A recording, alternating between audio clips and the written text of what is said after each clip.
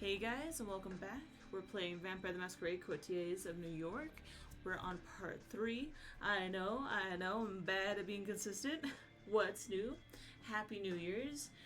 We plan to upload a video every day. I've been pre-recording. This video is a little previously before, so it should be stacked up on videos for you guys so I don't mess it up again. How are you? How are you? How was your holidays? How was family time?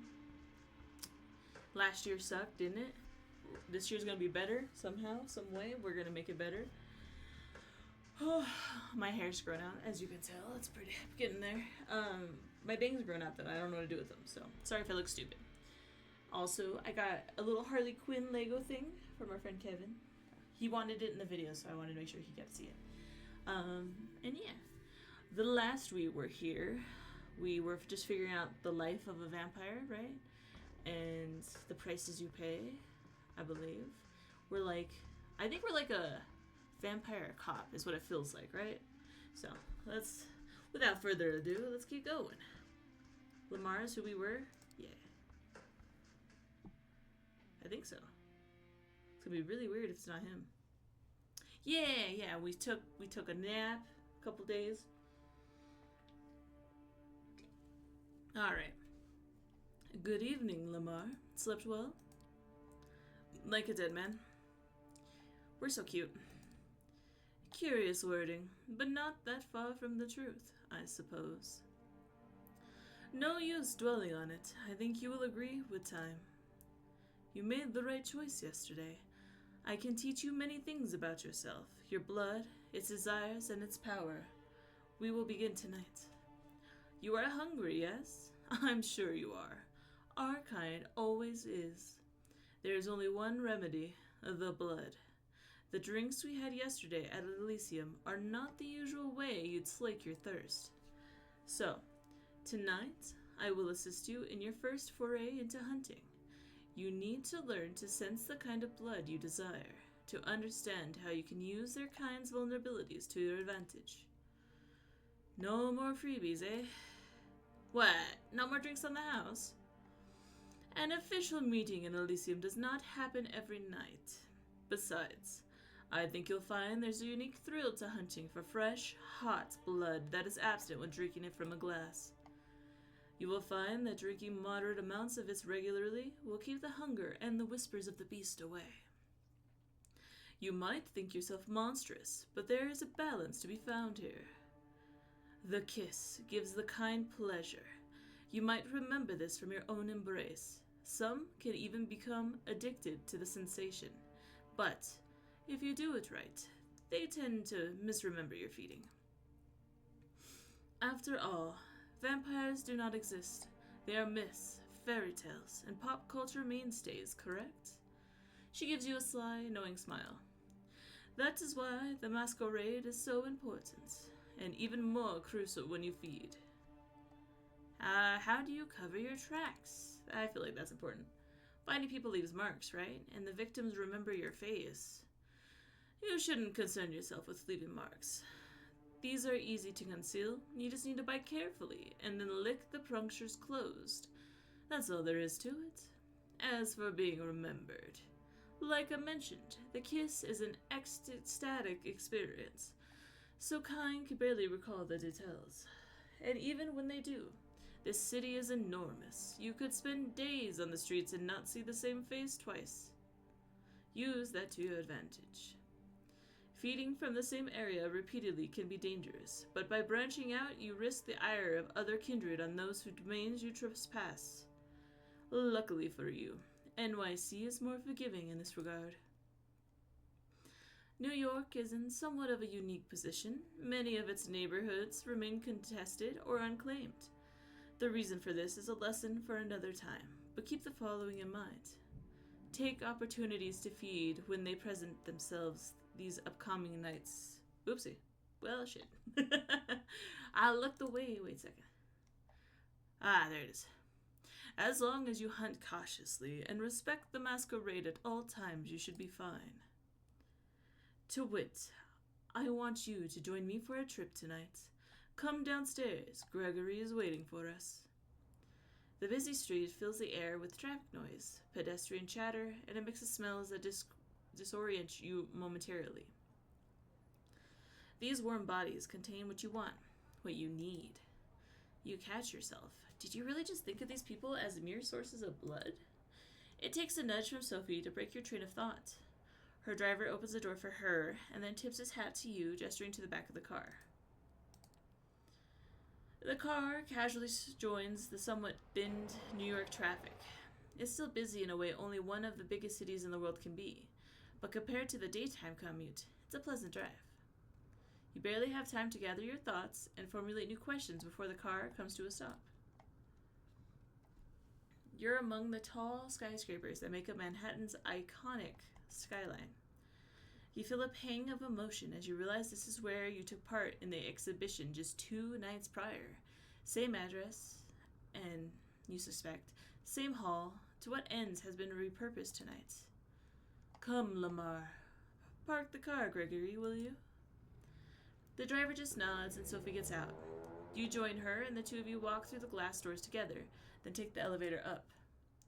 You first notice an empty stage with the instruments of a string quartet still in the back, then take in the few dozen chairs in front of it. The concert seems concluded. The patrons, all smartly dressed and posh, have spread out all over the hall. Sophie strides confidently inside, produces an invitation from her purse that she flashes in front of the security guard. You follow close and are let through without issue. Let's start easy. A social setting like this one would usually prove quite challenging to an inexperienced kindred, but consider this evening a small gift from your patron. I'm hoping to procure for you a willing vessel. Just remember what I told you about taking small sips. This one I have a soft spot for. Don't damage her. Now, let's see here. Ah, there he is. She notices somebody in the crowd, flashes a heart-melting smile, and suddenly, even you feel drawn to her. You haven't thought about it before, but it's laid clear before you in this moment. Sophie is beautiful. Just looking at her is a privilege. Just being with her makes you feel elated. Everybody in the crowd, but especially the man who almost tipping over himself to reach her, clearly agrees. Edgar, I'm so happy to see you. How is your daughter? Is she with you? Oh, there she is. Julie, my girl, come over here, please. There is somebody I'd like you to meet. The young woman who walks across the hall can't be more than 19 years old. It's clear from her mismatched earrings and the partially faded purple hair dye that she doesn't fit this crowd. Julie, this is Lamar. I think the two of you should get acquainted while I talk business with your dad. Awfully boring stuff, I assure you. I'm positive you'll like each other. The girl gives you a sly smile and nods towards the balcony stairs. You follow, somewhat unsure what is exactly Sophie expects you to do. You reach a secluded space from which the entire lobby is visible. All eyes are on Sophie. They lean intently, then laugh when she does. Julie saves you the trouble of figuring out the next step. Aw, she's so cute.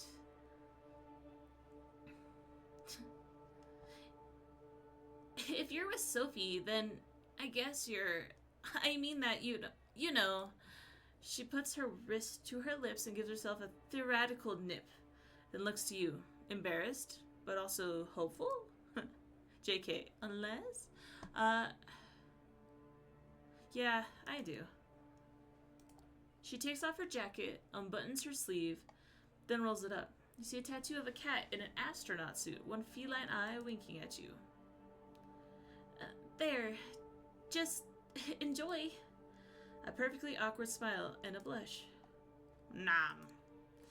You take her forearm in your hands. A quick look around confirms nobody's watching, and no security cameras cover this area. You bite down gently.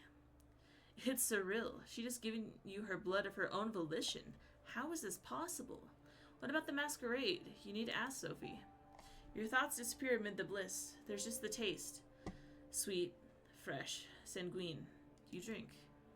And drink. And drink. No. Stop. Stop. Stop! You tear away from the girl harder than you wanted. Still, the bite leaves just tiny punctures. Almost as if by instinct you lick them clean, and the 2 holes become concealed just like that. Julie is now leaning on the wall, pale, wobbly on her feet, but happy? She lets out a dreamy sigh, opens her eyes, a few tears fall into her shirt. Tears of joy? Thank you. Please, can you walk me downstairs? Please, my dad, he doesn't know, thinks it's a condition. Miss Langley told him so. She leans on you and requests you to walk her over to a bench. She takes a seat and smiles at you. The crowd around Sophie disperses slowly, looking at her now. Only some residue awe hangs in the air. Yes, she's pretty, maybe even beautiful, sure, but not your type. What came over you before? You walk over to her. Edgar, dear, it was splendid talking to you, but we need to get going. Give Julie my best wishes. Come with Lamar. Gregory is waiting for you out front. It's only in the car that Sophie addresses you. I can tell from your look that you took the opportunity. Good for you. That girl's exquisite, don't you think? You wouldn't tell by her demeanor, but she has so much passion. It brings out a unique bouquet in her blood. She was something else, to be sure. Delicious. I could barely stop myself from drinking more. I'm glad you did. She is one of my favorites. Consider tonight special in this regard. I do not share her with just anybody. Time for the next stop. Training wheels off this time. Gregory, Flushing Meadows, please. The driver takes the car over the Williamsburg Bridge. You settle your thoughts. What did you do to the people back there? Those people back at the hall, they were all entranced. Even I was under your spell. What was that? She smiles with satisfaction. That old trick? Just the blood doing my bidding. We all have our talents. Some of them come from the legacy we inherit from our sire. Others can be learned with experience. I can sway people or make them fear me. I see more of the world as in greater detail than some kindred. I can will my body to move with unparalleled precision and grace, and more. All these skills make me who I am. They also help me hunt. How do I use my powers? How exactly do I use these talents? You will the blood to do your bidding. Many times you'll find you do these things intuitively, almost passively, but making an entire room focus their attention on you, that is tempting the beast. Always keep the masquerade in mind, however. It is all fine if you can disappear in plain sight or command animals with your mind, but save those overt talents from the right place and time. It only takes you half an hour to reach the park at this time of night. Both you and Sophie leave the car, with Gregory left behind again to find a parking spot and keep an eye on the car. Sophie seems deep in thought. She takes it in the surroundings with a dreamy gaze. The sky is surprisingly clear tonight. The stars just barely visible in the night-polluted aura of the city. I feel like having a snack myself. I'll be by the fountain. Go look for somebody to your liking. See what effects you can achieve with your blood, but only pick one victim, just one, then come back. My hair pissed me off. Perfect. It's my fault. I keep touching it. But I just left it alone. It's doing the stupid... There we go. Seeing how she seems not altogether here right now, you decide to leave Sophie to your own devices and seek out your prey. From here, it looks like you have a few choices. Just taking a stroll around the park and finding an isolated jogger or someone like them could work. But focusing on one area might work better. The New York State Pavilion might work as a secluded spot. There's a skate park nearby, and worst case scenario, there's bound to be some unfortunate wino around. Or maybe a tennis court's nearby. There's light coming from there. Somebody might still be playing a late night match. They won't be alone, but they might be tired and let their guard down. All these scenarios play out in your mind. Then you realize you're planning how to assault a stranger in the middle of the night. It's a weird way to be, but the now familiar hunger prompts you to act. Search your victim around the park. You start walking. The park's many avenues must hold a good spot or two for a predator like yourself. You pass 2 soccer fields and circle around where the Fountain of the Planets once awed visitors with a spectacle, before coming across an opportunity. A woman, a small duffel bag in her arm, is making her way through the park in a hurry. She doesn't seem to have noticed you yet.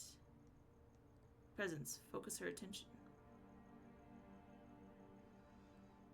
Owl language. It plays out like a typical scenario of its sorts.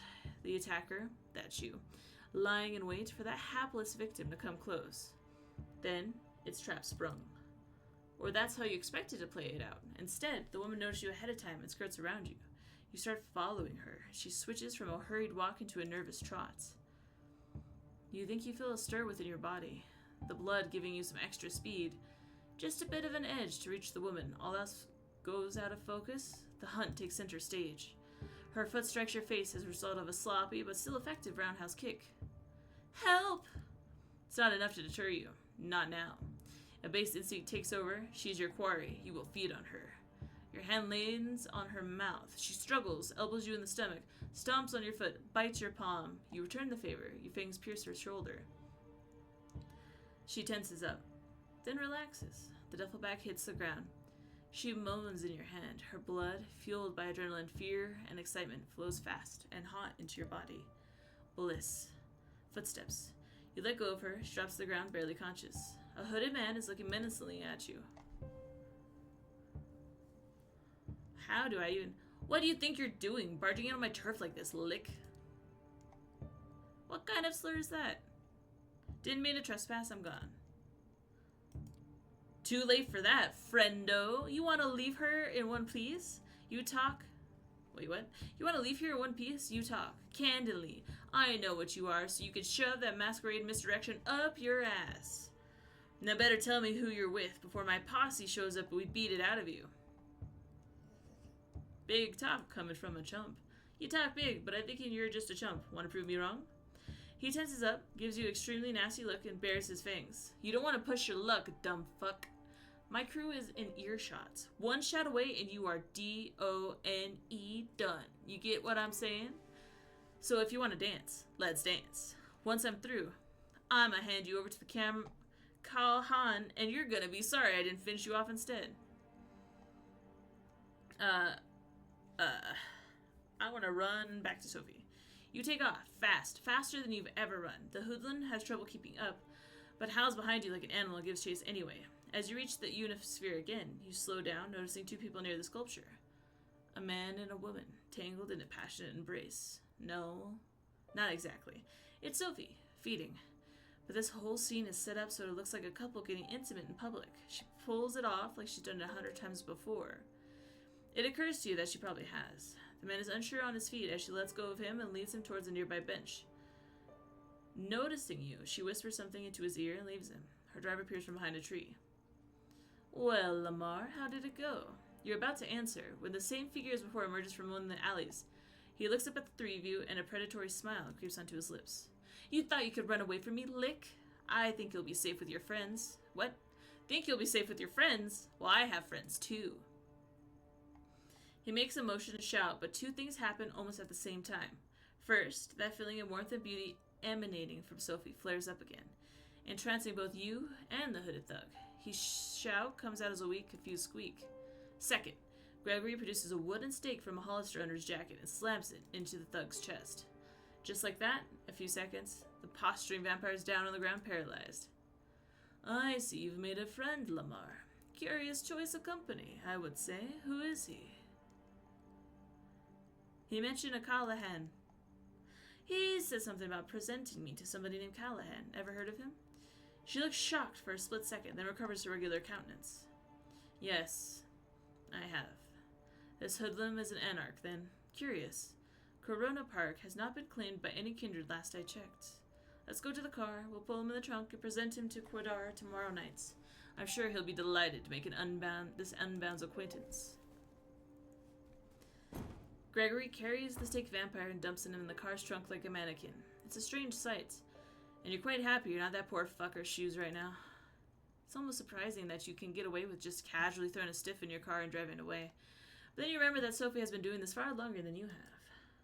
Still, the nagging thought that anything you did tonight could have been recorded on a CCTV camera or picked up by a rando with a half-decent smartphone and streamed online fills you with dread.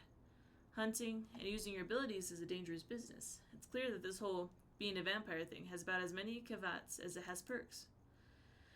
You've taken out your headspace by Sophie's voice.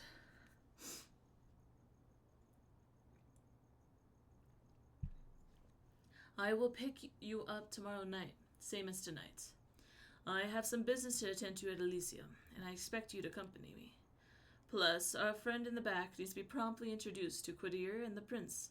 I'm sure he'll have some interesting things to say to the court. Her voice is cold, cruel, and nothing like the enchanting personality she showed at the gallery earlier tonight. Sophie is clearly a woman of many faces. What's going to happen to him? The usual, I imagine. Interrogation by Coteries, probably in the basement of the gallery. A quick trial with the prince in attendance if she's there tomorrow night. A swift execution as the verdict. This all sounds eerily familiar to you, and you can't help but feel a pang of guilt when you think about what awaits this guy tomorrow night. You haven't told me how your hunting went. Getting the hang of it, I would hope. I think I am, yeah. I'll cope. I'm glad. She doesn't question you further. She seems distracted. Not all there. Her thoughts drift, and the car remains silent until you reach your apartment. We will pick you up tomorrow evening. Good night. Just like that, without any further courtesy, Sophie leaves, driven to her apartment by Gregory with a body in the trunk, right in the middle of Manhattan. Did you cross paths with situations like this in the past, unknowingly? What other secrets did you pass on the streets without knowing their true nature?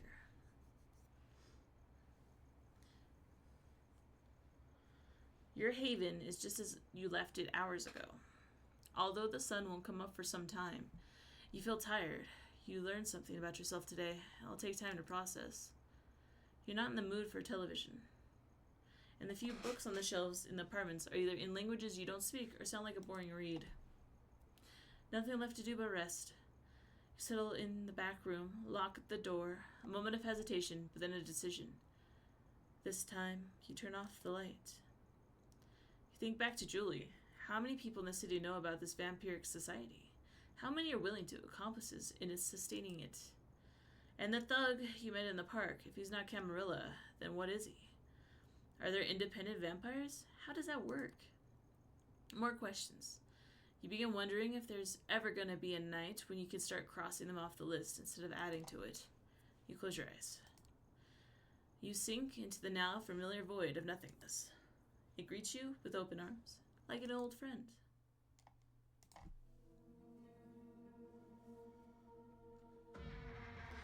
You open your eyes. It's pitch dark here, the blackness of a coffin drifting in the abyss. Oh, right, the light. You grasp for the switch, flip it. The familiar cramped room with a steel door and no windows comes into view. You emerge from the bedroom fully awake, just like yesterday. This time, however, Sophie is waiting for you, comfortably seated on the sofa of your living room space, a book in her hand. The Melancholy of Resistance, the title sure on brand. Good evening, Lamar. Good evening, Sophie. I hope you rested well. Tonight will be quite eventful, I think. Come, we have an appointment. I received word Elysium would be called again tonight on account of your unruly friend from Corona Park. This should be a great opportunity for you to mingle. She keeps talking to you as you walk downstairs and get in the car. Gregory gives you a slight nod and a small smile while opening the door for Sophie. He starts the car when you take your seat in the back. Most of the Primogen Council is bound to be there. At least those who usually attend. Probably some other important personalities you do well to at least learn about.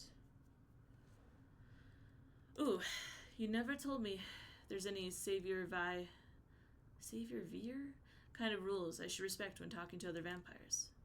Knowing that you're among the superiors is probably the most important. In our society, status comes with age. Pardon my sincerity, but you are insignificant. Not even associating with me can make the fact that you've been kindred for barely a few nights be forgotten.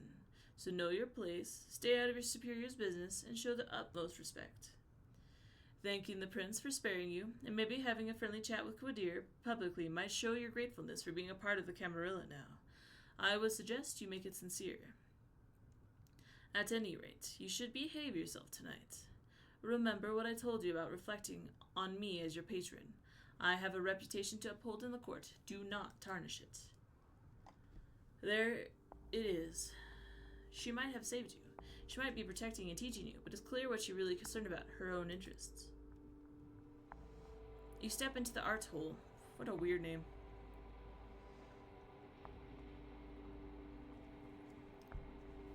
Sorry, I stopped mid-sentence. You stepped into the art hole with something of a bad memory. The last time you were here, your entire world had been turned upside down and your existence nearly ended.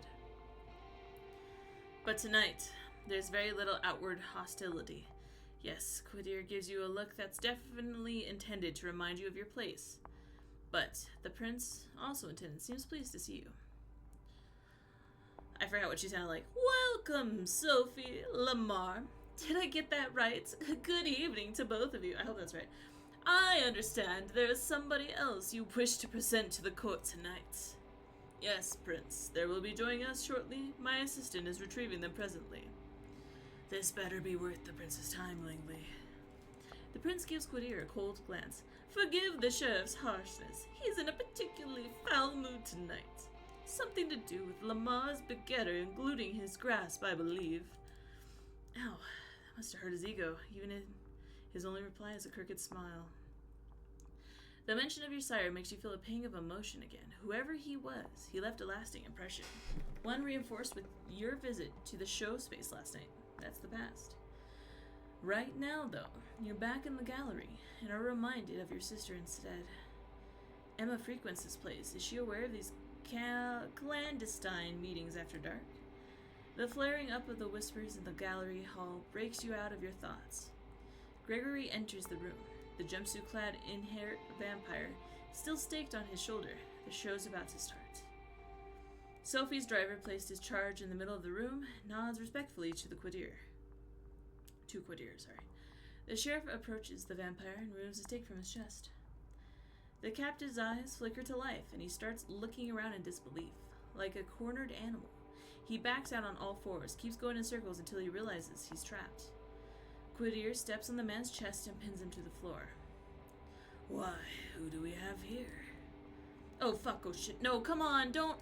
Silence. The sheriff takes on an aura of utter dread.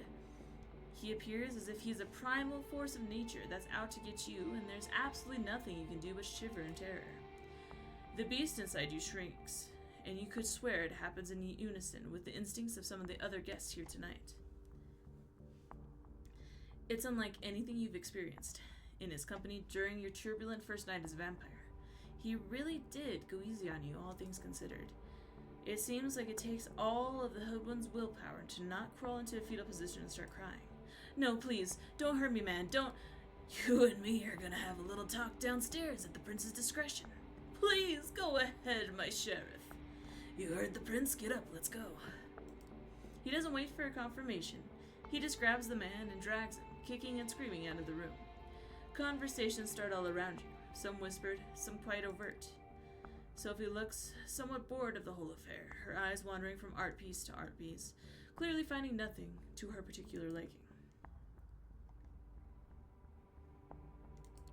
For how cultured you all seem, torturing somebody in an art gallery doesn't seem to faze you. Oh, please, do keep your naivety to yourself. Power and violence have always been two sides of the same coin. Most of us here are far too old to bother with keeping up appearances. Excuse me. Sophie leaves your side and goes to a corner of the gallery where a group of kindred, some seemingly pretty old-fashioned, gathered.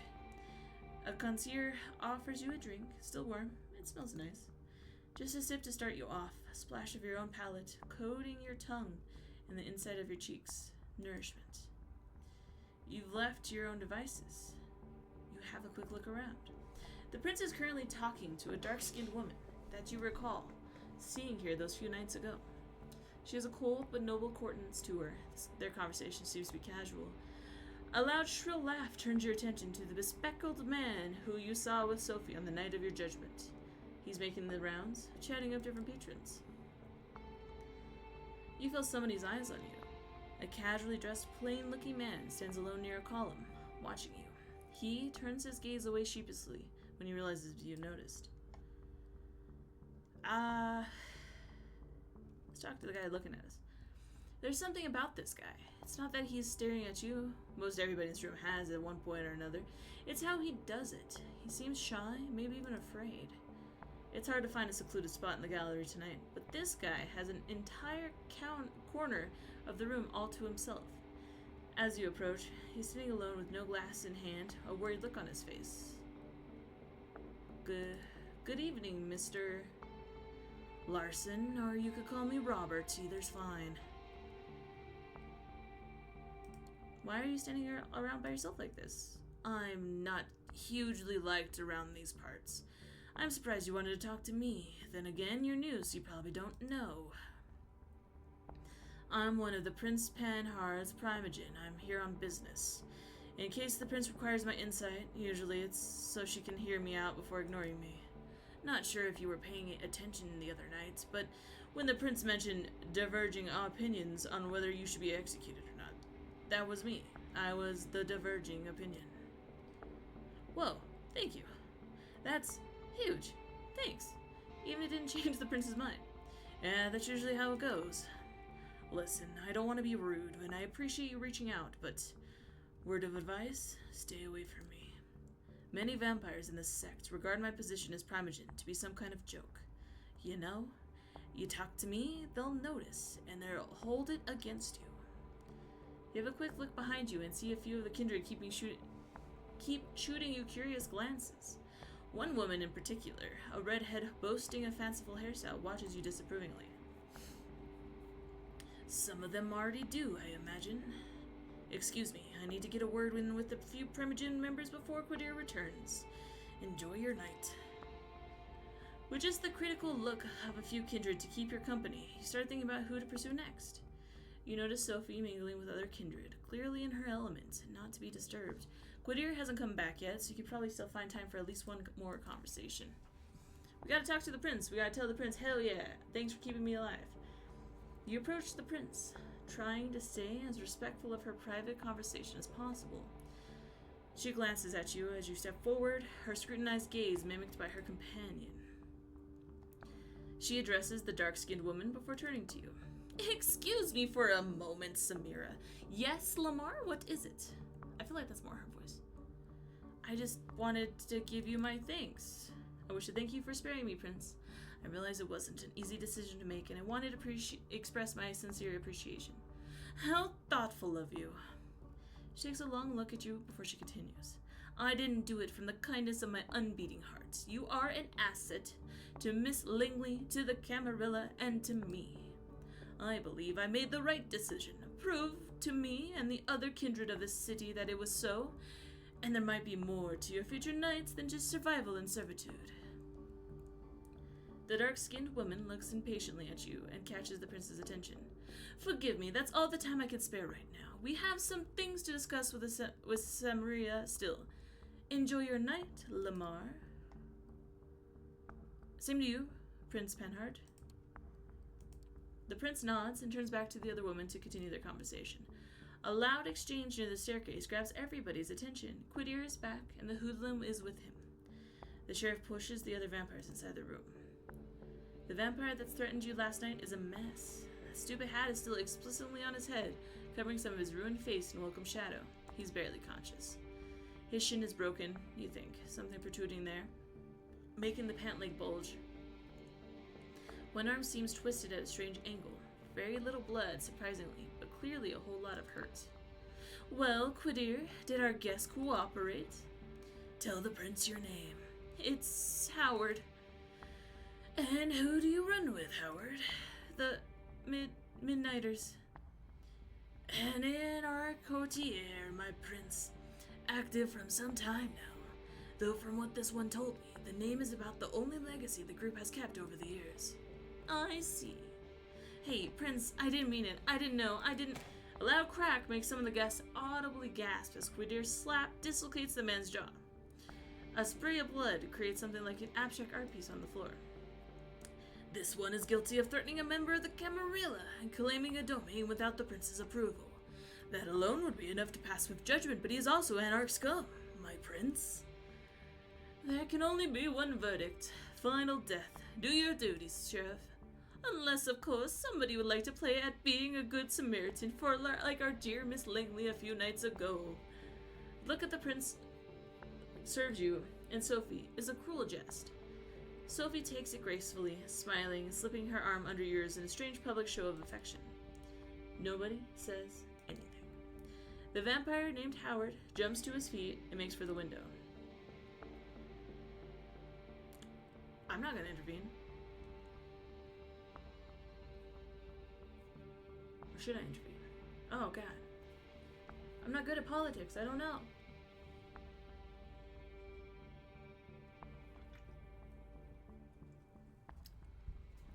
I haven't used any of my powers, have I?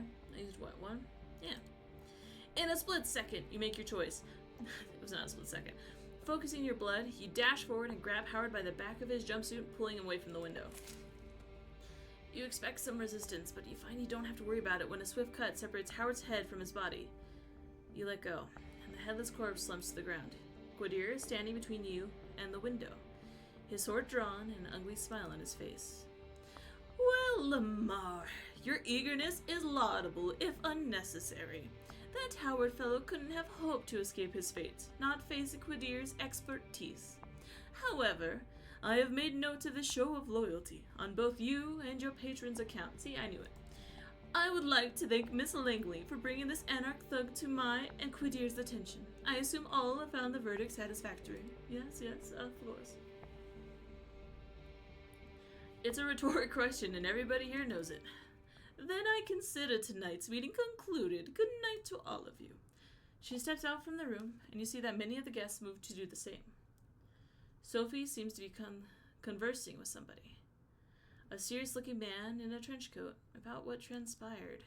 You probably have the time to strike up a conversation of your own, too. Quadir al-Hasmai is still here, for one, but clearly getting ready to leave. Larson is still moping around.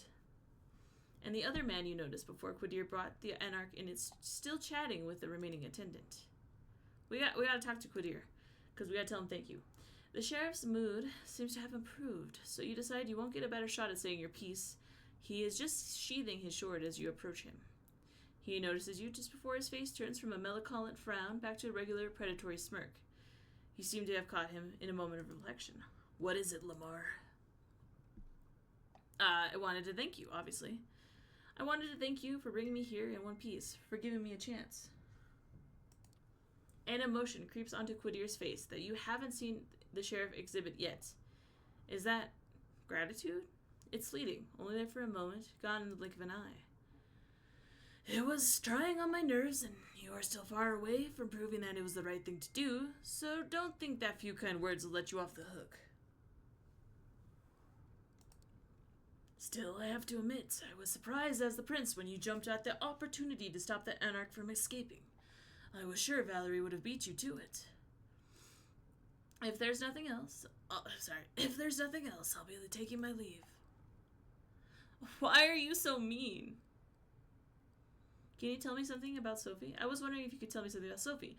She talks a lot about the Camarilla and other things, but I barely know anything about her. Huh, I can tell you something about Sophie. Some things she wouldn't want you to hear.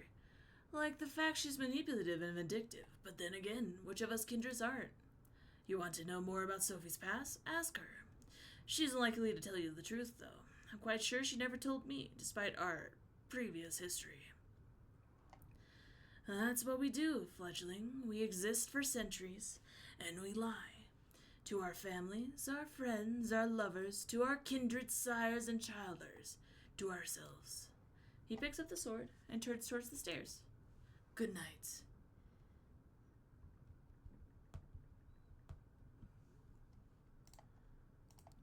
And watch yourself. You messed up my batting average, so I'll be sure to keep a close eye on you. With that final threat, he leaves the gallery. It's right about when Sophie also ends her conversation and walks over to you. Interesting evening, wasn't it? No, that's not the right voice. Yeah, but interesting evening, wasn't it? Come, Gregory's waiting downstairs. She seems preoccupied with something and not in a talkative mood. It's an awkward ride back to the city. This time, you arrive at another building, just 2 streets across from your apartment. She brings you upstairs, through a very nice lobby, and a luxurious-looking hall into her domain. Please, have a seat. I shall be right with you. You take in your surroundings. The apartment is like a gallery. An old school smoking room that you've seen in some period piece once, and a Novu Ritchie's living room, meticulously combined together. Apologies, old habits die hard, clearly. Some stick with you even after death. She drags on her cigarette and breathes out. Breathes. How's she doing that? Can you do that? Oh, yes. You might not know. It takes some practice, but you can keep smoking if you'd like. Other things, too. Experiments. You might surprise yourself. But I did not bring you here to show off. This is where I rest these nights. That door in the back, the bedroom, similar to yours. I have servants and bodyguards in addition, of course. I brought you here because I need you to trust me. When I told you before that I needed your best behavior to uphold my good standing with the court, I meant it, but that's not the whole story. I have your interests in mind, too. That's why I've given you your own haven. Why I'm trying to teach you how to navigate this new reality. But you need to trust me, or else this won't work. You can come here whenever you feel like asking me something. When you're in trouble, too, though I hope that won't happen often. I would ask you to come here when you wake up tomorrow. I have something to discuss with you. I'll be here. Okay, gotcha. I appreciate that. That silence again. There's definitely something on Sophie's mind tonight, but she doesn't seem eager to share it with you just yet. I'm leaving for another visit. Come downstairs with me. We'll give you a lift. A quick trip, a promise that you'll show up tomorrow, and some polite goodbyes later. You open the door to your haven and gather your thoughts. It's exciting in a way, being dragged deeper and deeper into this secret society and its rules. Whatever Sophie has planned for you, it's bound to teach you more about this thing you have become. You sink into your vampiric sleep with just a sliver of hope. It's a welcome change. Alright, we're going to end that one here. I'm going to save. I forgot how to. Save. Save and exit. Cool. I will see you guys in the next video, which is tomorrow. Take care. I hope you follow if you like the video. Like, comment, subscribe, all those things. And I'll see you tomorrow night. Goodbye.